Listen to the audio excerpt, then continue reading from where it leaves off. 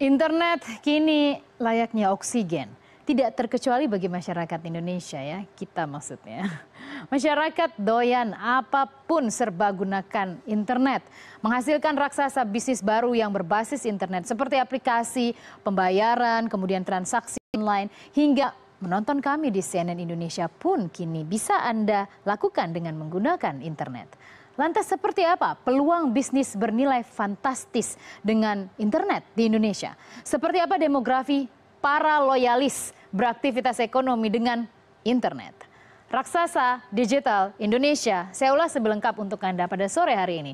Raksasa Digital Indonesia, kenapa kami menggunakan kata raksasa? Karena di balik raksasa ada sebuah nilai ekonomi yang sangat besar.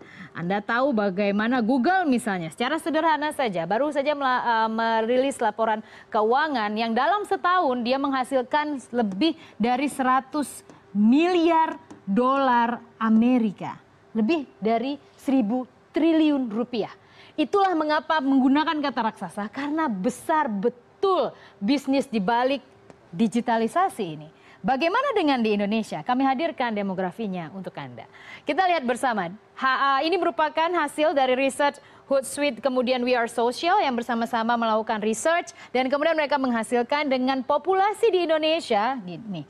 Besar sekali kita, 265,4 juta jiwa. Satu kepalanya ada saat ini berdiri di depan Anda, yaitu saya. Ini adalah bagian dari populasi tersebut. Dan Anda tahu ini merupakan yang terbesar di Asia Tenggara. Keempat di dunia. Artinya apa? Selama masih ada manusia, maka manusia pasti beraktivitas. Aktivitasnya khususnya ekonomi pasti tidak akan berhenti. Kita pasti akan makan, kita akan jajan minuman, kita akan hangout, kita akan nonton bioskop, kita akan apa? Kita akan belanja online dan semuanya. Itu adalah peluang. Populasi merupakan salah satu strength ya, kekuatan Indonesia sebenarnya. Dan itu juga diakui sehingga salah satu bisnis yang masuk yang saat ini sedang ngehits ya, yaitu internet. Dari 265,4 juta jiwa, separuhnya nih, 50%, 132,7 juta jiwa menggunakan internet. Keren ya? Artinya keren kenapa? Karena peluang bisnis besar sekali gitu. Dan dari 132 juta ini, meskipun kalau kita lebih spesifik, 50-an persen, lebih dari 50% itu masih terpusat di daerah perkotaan. Jadi masih orang kota yang nggak bisa lepas dari tablet, kemudian smartphone ya. Kadang-kadang sambil kerja juga smartphone pasti ada di sisi ya.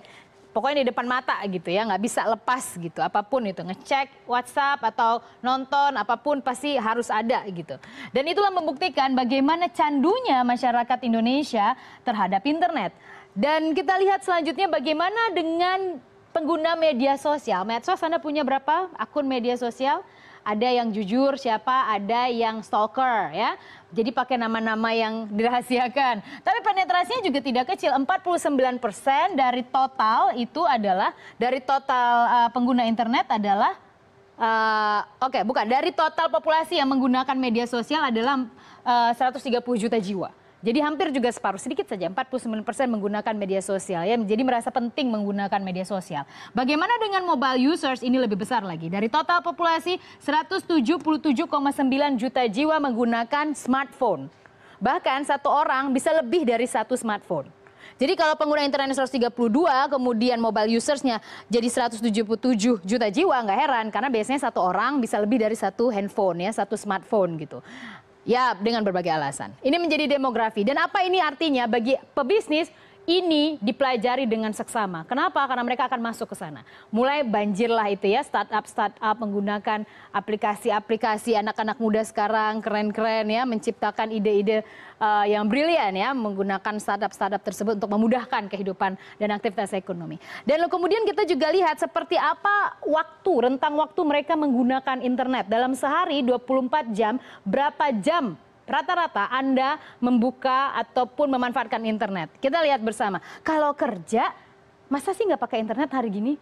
Udah mustahil ya, pasti pakai internet ya, apalagi di kota-kota besar. Dan ternyata hasil research menunjukkan dalam 24 jam sehari, 8 jam 51 menit, orang Indonesia pasti mengakses internet. 8 jam 51 menit. Dan ini merupakan posisi keempat tertinggi di dunia setelah Thailand, Brasil, kemudian juga Filipina ya. Jadi kita lihat bagaimana ini semua oke, saya revisi sedikit. Ini bukan laptop tapi ini adalah semua perangkat yang intinya menggunakan internet ya. Jadi penggunaan internet dalam sehari adalah 8 jam 51 menit. Peringkat keempat di dunia. Setelah Thailand, Filipina, kemudian Brasil. Dan kalau kemudian masuk Indonesia, empat-empatnya negara emerging ya. Negara-negara yang sedang gegap gempita dengan pertumbuhan ekonomi gitu ya. Baiklah, artinya ada peluang sangat besar. 8 jam, saya ingin tanya Anda 8 jam atau jangan-jangan lebih? Jangan-jangan dimanapun bisa pakai ya, di Gojek atau lagi naik online juga pasti cek ada apa sih itu ya. Dari mulai aplikasi macam-macam, Instagram, Pad, kemudian Twitter dan lain sebagainya ya. 8 jam 51 menit. Jadi itu kalau di 24 jam itu sepertiga ya. Jadi semua waktu kita kendaraan. Bahkan beberapa ada yang mengaku lebih pasti ya. Yang angkat tangan yang lebih. Pasti ada yang lebih. Lalu bagaimana dengan mobile phones? Untuk mobile phone sendiri, rata-rata 3 jam 23 menit. Ini risetnya di mana? Kayaknya lebih deh. Ya, karena 24 jam, masa cuma 3 jam pakai smartphone? Karena sekarang kan smartphone harus dibawa kemanapun kita pergi kan? Oke lah, tapi hasil riset rata-rata 3 jam 23 menit. Ada yang nggak terlalu candu kayaknya ya. Lalu kita lihat bagaimana dengan perangkat tablet 2 jam 45 menit, lebih sedikit ya. Kemudian untuk streaming music itu 1 jam 19 menit. Artinya apa ini bos? Ini adalah bisnis masa depan. Mobile phone, smartphone. Apapun bisnis yang Anda dilakukan, jangan lupa menggandeng ini. Menggandeng aplikasi yang mungkin muncul di mobile phones. Anda punya televisi, jangan lupa untuk juga masuk jor-joran ke sini agar orang bisa menikmati melalui smartphone. Kemudian Anda punya aplikasi, jangan lupa pastinya harus ke sini supaya makin banyak kan yang bisa pesan dengan aplikasi yang Anda gunakan. Bagi konsumen juga iya, karena ini fakta. Kita juga ngerasain kemana-mana kita bawa mobile phones kan. Oke, selanjutnya kita lihat bagaimana dengan pertumbuhan perangkat digital. Nah, ini yang menarik ya. Ini juga menerka masa depan. Jadi bisa kok diterka dari yang saat ini terjadi. Kita lihat seperti apa untuk perangkat digital ya. Karena kalau kita mau mengakses aktivitas ekonomi menggunakan laptop, mobile phones atau perangkat tablet. Untuk laptop drop 8% year on year dari Januari 2017 sampai Januari 2018 secara setahun orang sudah mulai meninggalkan laptop 8%. Kemudian perangkat tablet lebih parah lagi anjloknya 34%. Maka nggak heran mungkin agak jarang sekarang kita menggunakan tablet ya, karena laptop juga sudah muncul dengan screen yang bisa menyerupai tablet gitu ya, dan fungsinya lebih multifungsi gitu. Sehingga drop paling dalam adalah 34% secara year on year, hanya tumbuh 2% yaitu perangkat tablet gitu. Kemana larinya yang terkoreksi ini? Ke sini bos. Lagi-lagi smartphone. Ya udah 2 clue ya kita dapat. Sudah 2 clue. 72% dan secara pertumbuhannya adalah 5% secara year on year. Tidak bisa tidak smartphone harus Anda perhitungkan dalam setiap aktivitas ekonomi dan bisnis Anda. Titik. Tidak bisa tidak. Karena ini sudah faktanya ya. Populasi sudah bergeser ke sana. Dan kita ingin lihat dari banyak aplikasi mana yang paling sering diakses, yang paling aktif. Hasil menunjukkan Anda suka buka YouTube, suka lihat-lihat Facebook, apapun itu, kemudian juga WhatsApp pasti ya. Ternyata YouTube berada pada posisi pertama di Indonesia dengan 43% dari pengguna media sosial itu mengakses YouTube. Apalagi ini artinya, kalau Anda punya bisnis, Anda punya aktivitas apapun yang ingin Anda sosialisasikan, atau Anda ingin mendadak terkenal, Anda ingin jadi selebritis dadakan, juga bisa. Kemana? Ke YouTube bro. Kesini aja, udah pasti. Karena kenapa? Karena 43% mengakses ini gitu loh. Kita juga sehari-hari gitu, kalau Anda juga nggak sempat nonton saya live saat ini, Anda juga bisa ke YouTube CNN Indonesia. Gitu. Anda subscribe kan? Jadi jangan lupa karena ini merupakan salah satu kunci. Lalu kemudian di sini bos, ketatkan di sini. Jadi jor-joran terus ke Facebook ya. 41% terbukti orang Indonesia mengakses Facebook. Hampir separuh. Lalu kemudian apa? WhatsApp 40%. Siapa yang nggak punya WhatsApp group? Nggak mungkin ya. Ibu-ibu aja kalau punya anak, itu bisa lebih dari 1 WhatsApp group loh. Dan itu menjadi bukti bagaimana enggak nih 40% gitu ya. Nanya sama wali murid semuanya pakai WhatsApp. Kita kerja juga mau menentukan editorial atau redaksional atau juga mau membuat sebuah aktivitas project di perusahaan Anda, pasti menggunakan WhatsApp group kan? supaya lebih asik ya untuk koordinasinya gitu. Baru kemudian direalisasikan. WhatsApp posisi ketiga yang paling aktif digunakan 40%. Lalu apa? Instagram 38%. Instagram kan itu adalah untuk foto ya. Jadi sharing foto apapun gitu. Yang selfie gitu ya. Ini juga ternyata Indonesia itu agak-agak narsis ya. Agak-agak suka gitu foto-foto di sharing gitu. Dan bahkan ada beberapa selebritis yang menggunakannya sebagai endorsement ya untuk peluang bisnis. Kalau itu malah lebih baik menurut saya. Jadi jangan sia-siakan kalau Anda punya potensi untuk jadi selebgram gitu ya. Jual terus gitu karena ada manfaatnya, lumayan dapat followers. Lalu kemudian Line 33% sebagai yang kelima paling aktif, dan Line juga ternyata tidak hanya untuk instant messenger ya. Dia juga sekarang sudah ada seperti Line Today dan lain sebagainya, dia melakukan diversifikasi produk. Tapi dari semua ini saya ingin Anda lihat, ini kan kayaknya biasa, tapi ada yang nggak biasa yang mengusik saya di tiga ini.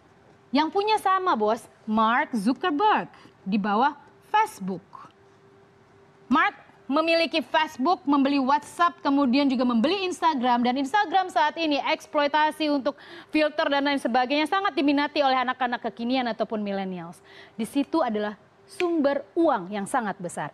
3 aja dari pasar Indonesia dikuasai oleh Mark Zuckerberg. Harusnya Mark Zuckerberg berterima kasih dengan masyarakat Indonesia. 132 juta. Masyarakat pengguna internet dan media sosial tadi ratusan juta, 3 diantaranya kita sumbangkan ke Mark Zuckerberg. Gak heran dia kaya raya bos gitu. Jadi harusnya kita yang lebih bangga gitu ya. Walaupun ya nggak sekaya dia juga sih. Oke, lalu saya bergeser ke inklusi keuangan. Kita lihat ini menarik ya, bagaimana pemanfaatan internet untuk inklusi keuangan. Inklusi keuangan itu adalah aktivitas ekonomi yang inklusif yang digunakan dengan memanfaatkan teknologi digital. Kita lihat bagaimana rekening bank. Jadi masyarakat yang memiliki rekening bank dari 265 juta jiwa itu ternyata baru 36% yang memiliki rekening bank. Jadi kita kalau di kota kan biasa kalau kita bercanda, hari gini lo nggak punya rekening bank. Tunggu dulu bos, kita punya saudara-saudara kita yang di daerah tertinggal, terpencil, perbatasan. Bagi mereka, mungkin mereka nggak punya. Atau memang mereka punya alasan sendiri. Siapapun yang tidak memiliki rekening bank, punya alasan tersendiri mengapa mereka tidak menabung di bank. Karena hanya 36%. Jadi hanya kurang dari separuh masyarakat di Indonesia memiliki rekening bank.